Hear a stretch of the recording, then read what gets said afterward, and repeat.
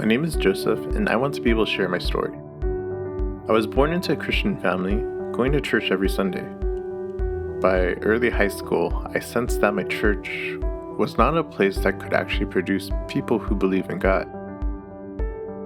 The church felt like a revolving door for the young adult age group. They never stayed. It's common knowledge that young adults in the US, or most Western nations, are becoming less and less religious, which includes Christianity. My church was no different. Even more so at the church camps I attended, much of the youth that attended eventually stopped going to church as they grew older. I began to believe that my church was a place where the people who already believed would gather and go through the motions of being a believer. Those young adults that I mentioned, I would see them sometimes on Easter, but mostly just Christmas. There was a big difference between the lives of those I read in the Bible and the Christians I encountered. When we would sing songs like, "Lord, I give you my heart," or "Every day it's you I live for," we thought we meant what we said. We were just in what they call a spiritual high. I and many others around me did not follow through with the words that came out of our mouths. It was around this time that I began to encounter more and more people who did not believe in God, were actually very outspoken against religion. They would take on positions that there was no proof of God existing and would point to science as absolute knowledge. Because they thought of religion more as a moral code of how to live your life instead of truth, they found it outlived its usefulness and just saw the negatives. The wars, conflicts, anger, dividing instead of uniting. Especially when religion started going against their own moral code, it was easy to abandon for many people around me. This made me question what and why I believed in the first place.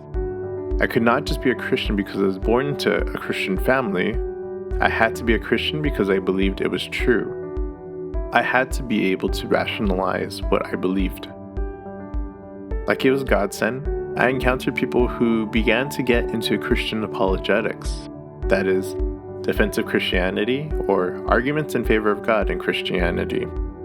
At the end of high school, I began to understand from different perspectives how I could justify my beliefs in God and Jesus. From the scientific perspective, from historical perspective, or even philosophical. I began to read how famous theologians and scientists were able to reason out their beliefs in the Bible. Just how the masses found flaws in Christianity and the Bible, there are also flaws in the way of science and history too. The irony of all of this was, I was trying to build my foundation of God on science, history, or even philosophy, but it was not built on the Bible itself.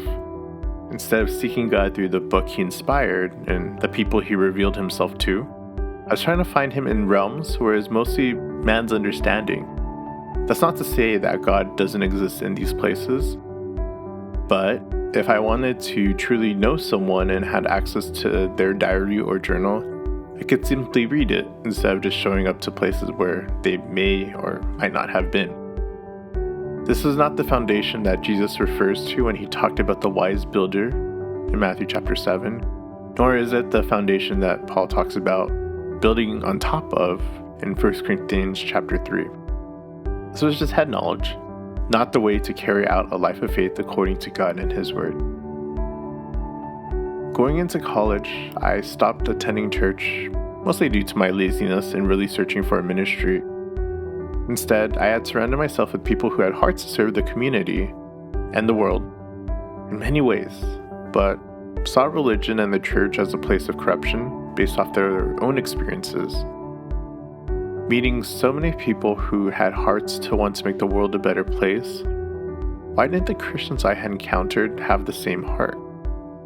I saw non-believers really throw their heart and soul to helping out people in unfortunate circumstances, yet many believers I knew did not have the heart to help anyone outside their immediate circle. They didn't even want to help themselves often. I began to see the stark differences between a believer in the book of Acts versus people who call themselves Christian today. I wouldn't say I got mixed up in the wrong crowd. However, I definitely surrounded myself with people who did not have faith at that time. I never renounced a belief in God because I could recall all the arguments for God. However, my life was one that did not fear God either. This was a time I struggled with carrying a life of faith with God. I often think of myself as a prodigal son during this time.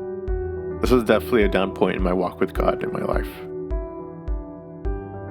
By my own exploration to want to know more about the Bible and the Word, I realized what I was missing in my life this whole time, really focusing on just the Bible itself. I always questioned how the disciples could drop their net and follow Jesus. How did these ordinary men go to the point of martyrdom? How did they leave their fathers, mothers, brothers, sisters, and friends behind?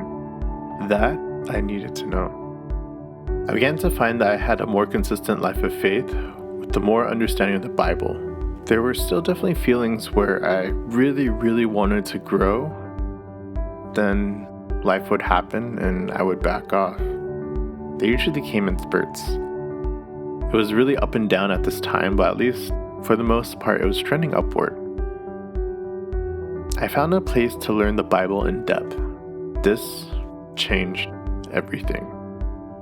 Before, I had a vague understanding of how the Bible was connected. Having a vague understanding in the Bible also meant I had a vague understanding of how to carry out my life of faith as a believer according to the Bible. But this Bible study allowed me to understand the flow of the Bible from Genesis to Revelation. I began to understand how God worked, promising of things to come in the future and fulfilling them to prove His faithfulness. This was how the disciples, who dropped their net to follow Jesus, followed Him to the ends of their lives. They understood the Word and understood what Jesus was promising for them in the end. They had a firm understanding of what their hope in heaven was, unlike many believers today have. As I began to understand these promises, I too saw my life change. I remember being told that when one is born again of God, they're supposed to change. I always thought that being born into a Christian family compared to someone who accepted God later in their lives, my change would be a little less drastic. This is definitely untrue. Becoming born again of God should and will change your life. If you were someone like me growing up in church and always wondered what God's will was or what the Bible was really talking about, seek for answers. They're definitely out there. One thing I want to leave with you as I reflect on my journey of faith: the Bible's all you really need to believe in God and Jesus. Apostle John says it best in John chapter 20, verse 31. But these are written that you may believe that Jesus is the Christ, the Son of God, and that believing you may have life in His name. Finding evidence for God in science or philosophy is good if you want to engage with the non-believers, but a true Christian will hold the Bible dear to their heart. I firmly believe that all you need for belief in God is the Bible. If you still struggle with that belief, continue to seek for understanding. Eventually, you will find it. My name is Joseph, and thank you for listening to my story. Hey, mortal friends! Thanks for visiting us at EZBible. Don't forget to click the like and the subscribe button. God bless.